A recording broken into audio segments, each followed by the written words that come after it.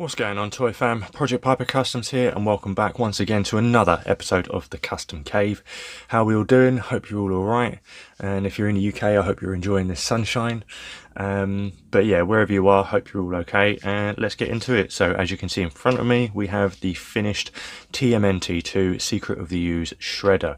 This is one I wanted to make for a while, and no doubt NECA themselves will announce one as part of their Secret of the Ooze lineup some point down the line, but I just wanted to make one anyway and see if it could be done and, you know, filled the shelf. Plus I got impatient because I really wanted to take some shots of this guy. But anyway, let's get straight to it, and I'll bring him up close and go over the build and show you what I did. Alright, so first up off the bat, as you can see, he is on the NECA Shredder from the first movie, the buck from that one. I bought two, so it's just that buck because the outfit itself didn't actually change apart from the colour. All of the arm gauntlets and whatnot, all of that remained the same, even the shoulder pads and even the grill. So the only differences was obviously the colour of the suit, the shroud around his head, which again is still the same shroud, is just added to it, and of course the crown on top is the main significant difference. But yeah, with the buck itself, obviously I wanted to try and maintain that glittery effect because it is still visible in the second movie. But I didn't really want to work with glitter itself, and knowing a repaint would eliminate some of that glitter effect. So it was one of those bite the bullet situations. So I went in with this purple. Okay, let me just get a better look. So it's a lavender. Okay, so we did a very light dry brush of the lavender, and some of the glitteriness is still there. You can see it shimmering in a couple of spots, but a majority of it was indeed eliminated. But to give it that sort of metallic sheen, if you will, I ended up doing a very light dry brush of titanium silver just over the texture and the raised surface areas, so it still gave you that sort of metallic shimmer and sort of maintain the illusion as best it could anyway. So that's sort of how I got over that, was just to give it a once over, a very light dry brushing of the titanium silver over the purple, and just hit all that texture, so at least that way it could be it could stand out in different light sources. Alright, so that was job number one.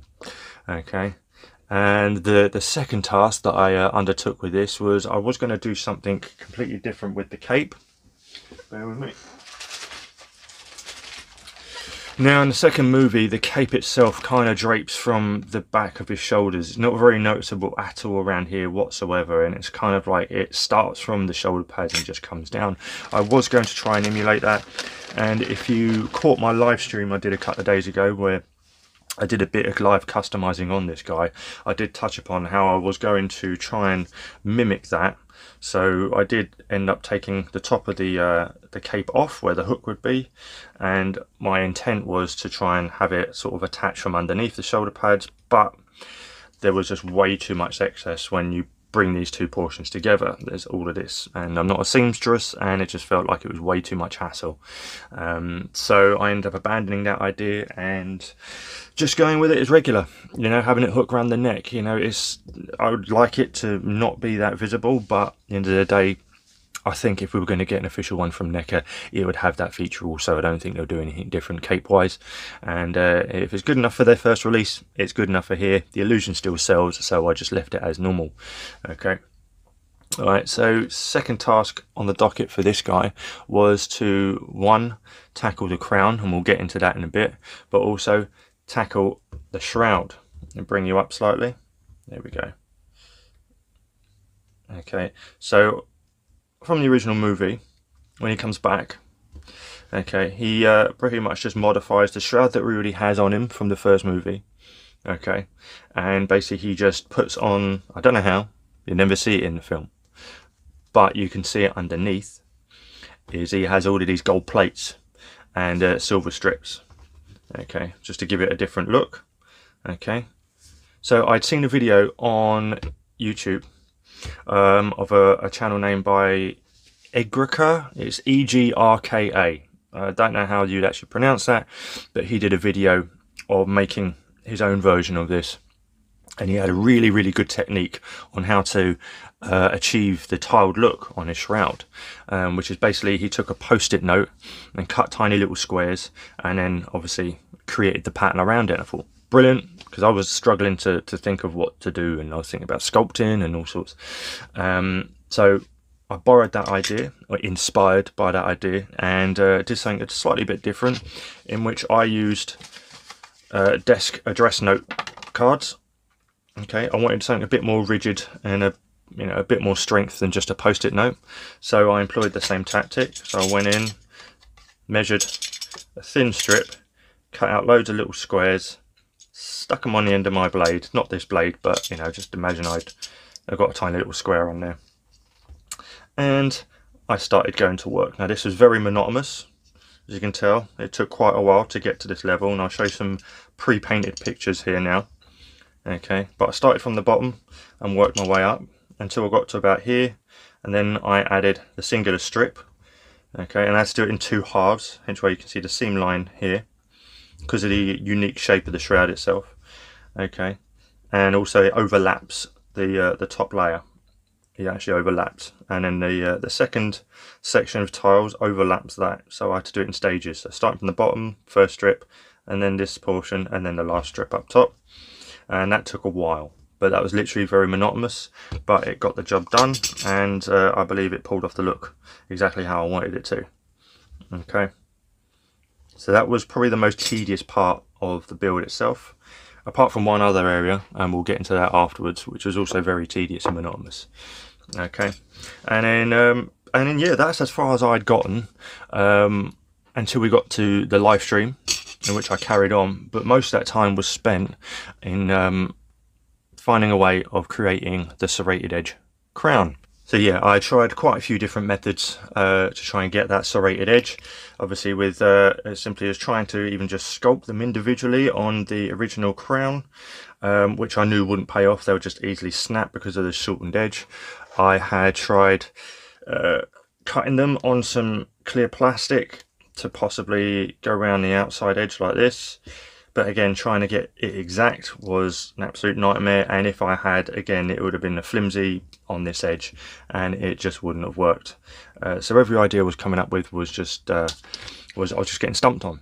So, but in the end, I ended up hitting up my friend Jordan Godson, who is a 3D printer, and I just asked him, I said, look, is something like this possible if we could find a 3D file? So we both went online. I went online and tried to find a 3D print file for that.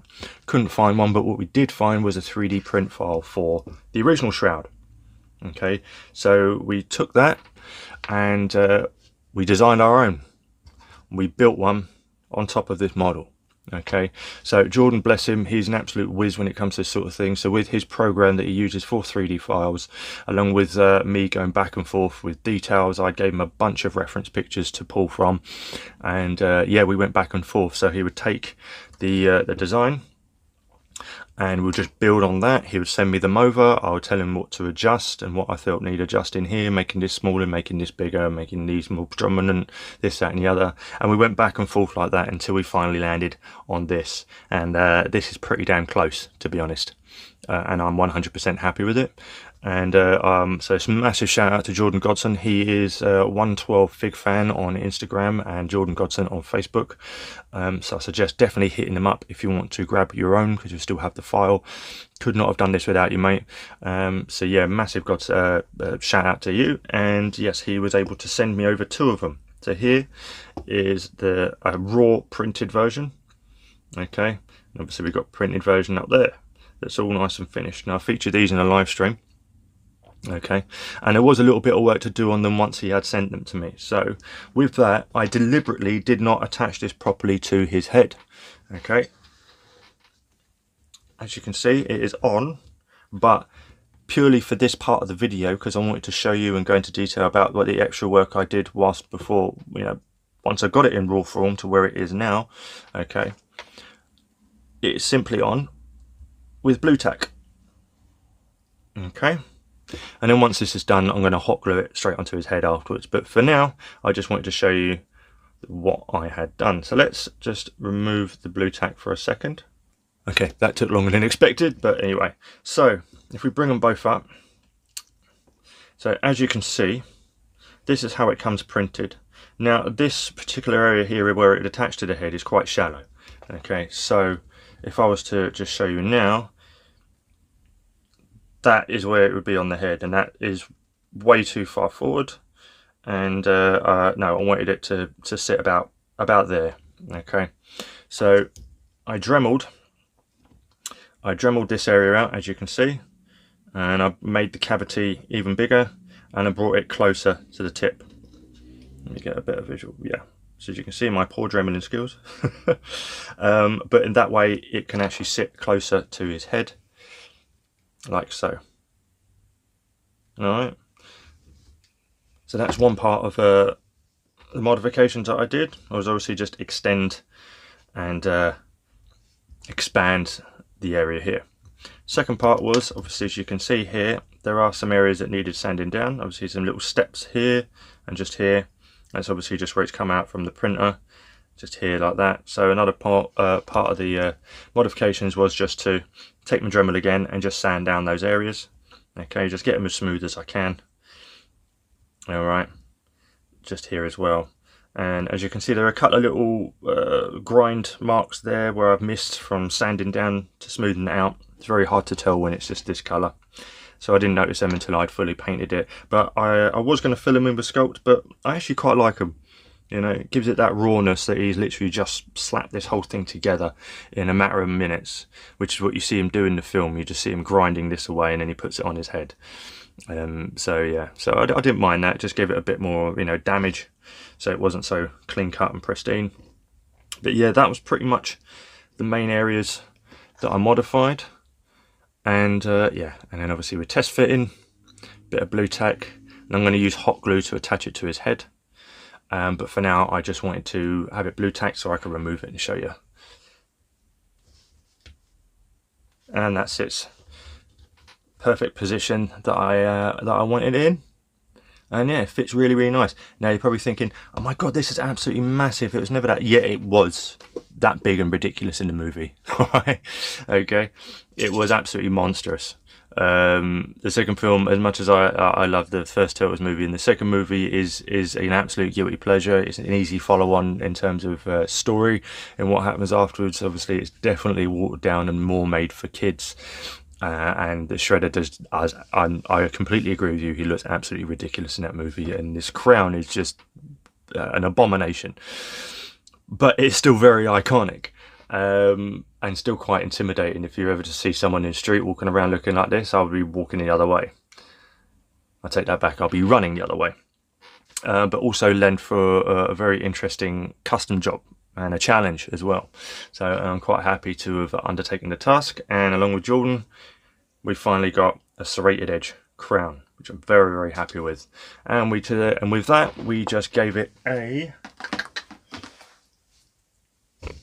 coat of the good old Tamiya chrome. I'm going to be throwing up a lot of the Tamiya metallics in your face because they're the best metallics out there, in my opinion, to be honest, when it comes to paintwork. So if you're ever after a decent metallic silver or gold, I say Tamiya are the company for you. Alright, so yeah, gave them a nice flashy job of chrome on the dome, and yeah, that came out beautifully. Alright, okay, now one other area of the movie which didn't make it over from the first film is obviously his hand. He did not have those ridiculous claws on his hand, so I ended up having to take the hands that came with him, pop off the claws, and if you were with me on the live stream, you would see there was one area that we worked on entirely, and I filled in the cavity with Sculpt. Okay, recreated some of the tendon lines from the knuckles, and then gave him a nice nasty gash across the hand from his other injuries that he sustained from falling into the garbage truck. Okay, so I did that with a couple of hands in the end. On the live stream, you showed me, you saw me rather, I can words good, I promise. You saw me working on this one, but here is the painted form. They bring in some extra light so you can see it. God, I need some new lights. There we are, all painted up. Okay, so I just gave it a quick splash of flesh tone and then hit it with a red wash, and I also did the same on this hand so it would match up nice and well. Okay, so that was one hand I did, and I also did the same with the open hand. Okay, so he has 2 hand options. Okay, so we've got the open hand. He does obviously have a fist. I haven't done the fist yet, but for the poses that I wanted to get him in, the fist on that hand wasn't really necessary. So yeah, so the hands, the shroud, the crown, and the paint job on the suit. And that was pretty much all I had to do, apart from one last little area. And that is, of course, again, from the live stream. If I can pull this down, let me just take that off for a moment so I can show you. And then we'll take the faceplate off. Is obviously the injuries on his face. Okay, so on the live stream, you saw me going to town on the face with the Dremel. So we've got cut just in between his eyes, and then one here and one on the cheeks. Okay, and I just hit that in with a little bit of scarlet red. And for some reason, I did end up hitting it with some gloss, but it's not coming up that great on camera. But anyway, it is there, I promise you, I did do it. Okay, and yeah, that was it. Once I'd done those areas, where's my face mask gone? There we are. And then the custom itself was complete. But no custom would be complete without some accessories. So, in that vein, we do have some extra hands, okay, including the 2 that I made for him and, you know, modded up from having the claws removed. We obviously have the open hand for that side, and we also have 1 fist. All of them painted up to match the paint from the ones I'd modified. Okay, we also have the Ooze Canister, which can open up, so you can add it with ooze. Now this is the canister from the first film that came with the San Diego Comic-Con 4-pack, and also comes with the Splinter single carded.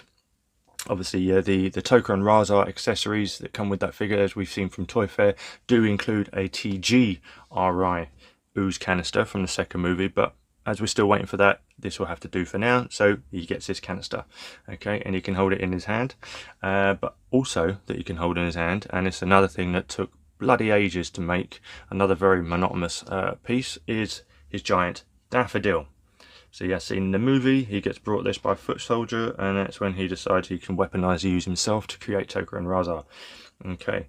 And yeah, this took 2 hours watching a YouTube video of some French lady with her kids screaming in the background, making papercraft daffodils in order to get this done. Alright, so I'll quickly breeze over how I made this. Alright, so I took some yellow tissue paper, okay, I took a ball of it, scrunched it up till it was really nice and small, and then I took a small rectangle, cut it with some scissors, and then with that little rectangle I cut really thin little strips into it with some scissors. Okay, and I got my little paper ball, and I wrapped that strip, all the snippets facing upwards. I wrapped it around, glued it, and I did that multiple times, slowly increasing the size of the snips as I got higher and higher.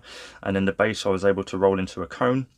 Alright, once I'd got into that level, I then got some milliput sculpt, and I rolled it out, sculpted it into a stem, stuffed the paper craft in, sculpted around it, let it set so it looked like this, and then of course once it had, I could peel back all those little snippets to flower out into a daffodil, or as best I can anyway. Alright, and that took ages. Worth it, but it took ages.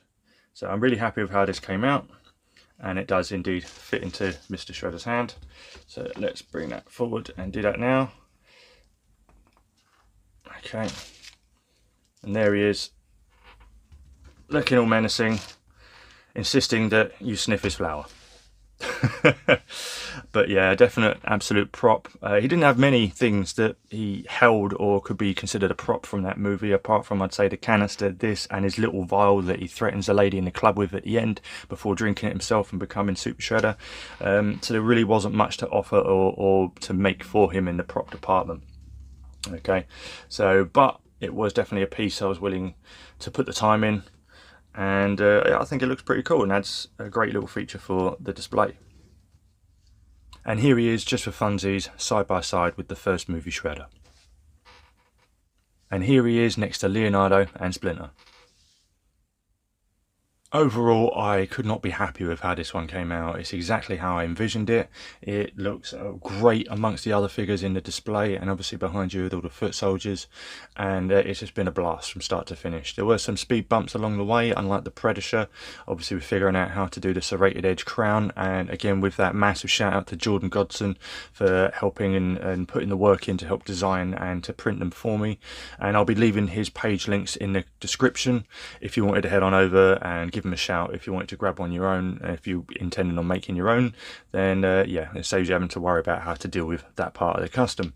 But yeah, again, unbelievably happy. This is brilliant. And yeah, obviously NECA, I can imagine, will be releasing their own version of this, and I'll still be buying it.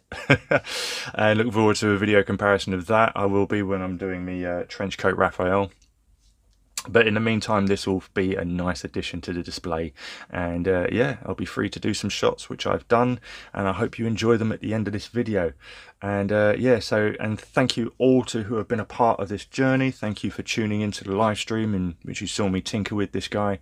And if you want to see more, then head on over to my Instagram and Facebook at Project Piper Customs. If you enjoyed this video and if you enjoyed the content, definitely please consider subscribing to the channel. I'd really appreciate it. And drop a like on this video if you did enjoy it.